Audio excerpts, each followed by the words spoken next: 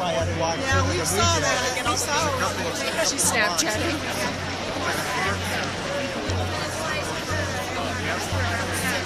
Hello Internet! So my channel here on YouTube has been going on since April 2009, and it's pretty much been a smorgasbord of videos. And while I like to believe my production value has gone up, despite the fact that no matter what, if you wear glasses, there's a window, you're gonna get reflections, I'd like to believe that whatever I put on this channel, the people who are subscribed to it are going to enjoy it. I follow that train of thought by just making videos that I want to make and being proud of them when they're done, even if sometimes they're slightly out of focus or I'm wearing glasses and there's reflections. As you can tell by the title of this video and the pre-roll, B-roll that I had on this video, I am a Democrat, but really I'm a registered Democrat. I've been registered as a Democrat since I turned 18 and voted in my first election when I was in my freshman year at university, and I've voted in every single primary ever since, as well as probably about 60 to 80% of the local elections that happened in wherever I was living at the time. I didn't vote for the 2 years that I lived in Nashville because I just didn't live in the same space long enough to really know what I'd be voting for if I did partake in local elections. I didn't have an address very long. I had three or four different addresses in the less than 2 years that I lived in Nashville. Additionally, from 18 to now almost 30, while in Colorado, I moved back and forth a lot. And while I absolutely believe in voting, I also don't want you to vote just to follow what people tell you to vote. So if there was a local election that happened fresh into moving to a new area or back to an area where I'd lived, I probably didn't vote in those. But I'm registered Democrat so that I can vote in any election that I want. In the US, politics have two major political parties and then a whole bunch of little ones, but you have to be a Democrat or a Republican to vote in primary elections and to basically vote in almost anything you want for whatever you want. The most pressing one in US politics, the most title-worthy and noteworthy and trend-worthy and Tumblr-worthy, is obviously the US presidential elections because Obama is finishing his last year in office. Also, from my memory, the US has never had a back-to-back Democrat. As we know the parties contemporarily, it has always gone Republican, Democrat, Republican, Democrat, Republican, Democrat. So the last presidential change was huge, but this one could be the first time that two Democrats are in office back to back. There have been amazing videos about how the US Constitution and the US politics work, and I'll link a few in the doobly-doo below. Also, John made a great video about why he's not going to pay attention to the elections because the US have the longest running election season of people pitching themselves. So what makes this hard is that you have to pay attention early if you're going to vote in the primaries or the caucuses, which decide which two delegates are going to go head to head. A huge problem with this has been how most delegates, to earn the money to campaign for so long, they get sponsorships by big business or big companies, or just it can be pretty shady. Like, why would you give someone a whole bunch of money if they're not going to give you promises later when they're in office? And then we can raise the caliber to the Republican Party of craziness. It blows my mind that this is happening. But then you have Trump, who has his own bankroll. So he doesn't have to make any promises to big business or whatever because he is paying for his own election because he has that much money, which is also mind-boggling when you actually sit and think about the amount of wealth that is. Bringing it back to the Democratic side of things, it's been Hillary versus Bernie, and I Colorado Caucused for Bernie, but what made me want to talk about this video is, despite voting in all the elections, I'd never caucused before, and it was so stressful. As I'm approaching 30, I have a full-time job, I have health care, I am a white female, I have a house over my head, I pay the rent, and I have internet access, I have food every day despite sometimes living paycheck to paycheck. I'm very privileged. I also have a degree. I'm very educated, despite how I come off on camera sometimes. And for me, it was still really difficult to understand how a caucus worked, and it was really stressful to attend because I wasn't prepared going in. At first I thought it was 7 in the morning and not 7 at night, and then I thought, oh my gosh, how classist.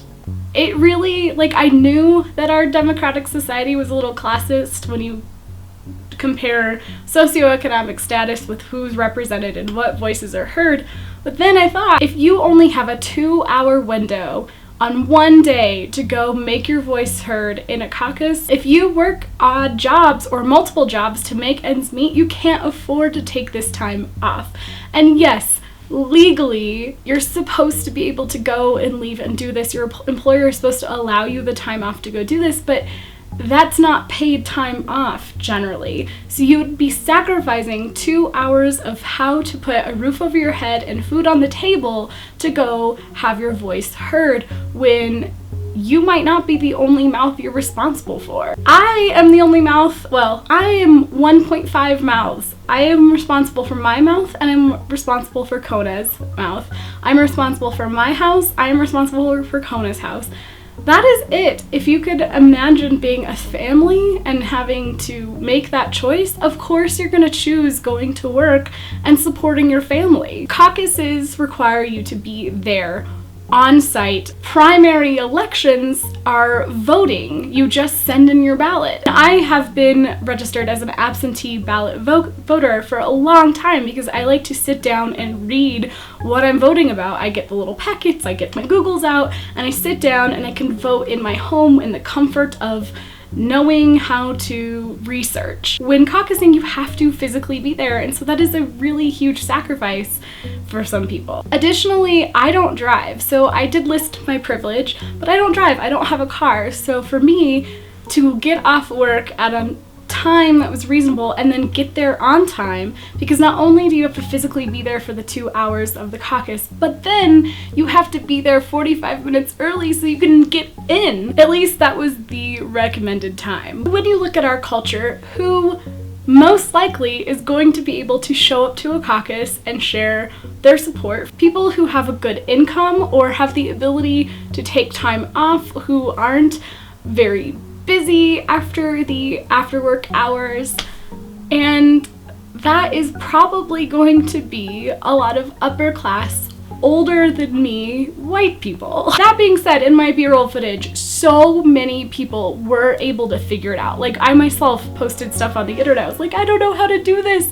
I don't know if I'm gonna get there. I want to participate. There are barriers in place to keep me from doing this. On that note, this doesn't even look at people who don't have steady addresses to receive a mail-in ballot, if it was even allowed. I'm very lucky and very happy to be blessed with a roommate who was like, yeah, I'll go do this with you. I wasn't sure if I wanted to even do this, but it means a lot to you, so we're gonna go caucus together. We're gonna go see this experience. And I could make an entirely different video about the experience of going there, but I will roll it into, we got there 30 minutes before 7 o'clock, and when we got in the building, we stood in a cafeteria at a middle school for 30 minutes, just as more and more people came in. And as you can see from the B-roll footage, so many people were there, which was awesome. However, then from 7 o'clock on, which was really good of them, they kept on letting people come in, but then from 7 to 7:20 or 7:30, it was just rally, which I didn't know I was going to a rally. It would have been nice to know this. I hadn't eaten since leaving work and going here. So the last time I had food was maybe about midday, and I am susceptible to hunger. So we didn't even break off into our delegate parties of district representation, like our neighborhoods all split up in our district and discuss in our neighborhoods like who is going to support who, and we split up, and from our district 5 representatives were able to go, and in our room there was 3 for Bernie and 2 for Hillary, which for me was great. Then those delegates go to a statewide delegation, and then those delegates pick a few delegates to represent the state to then go to the national convention.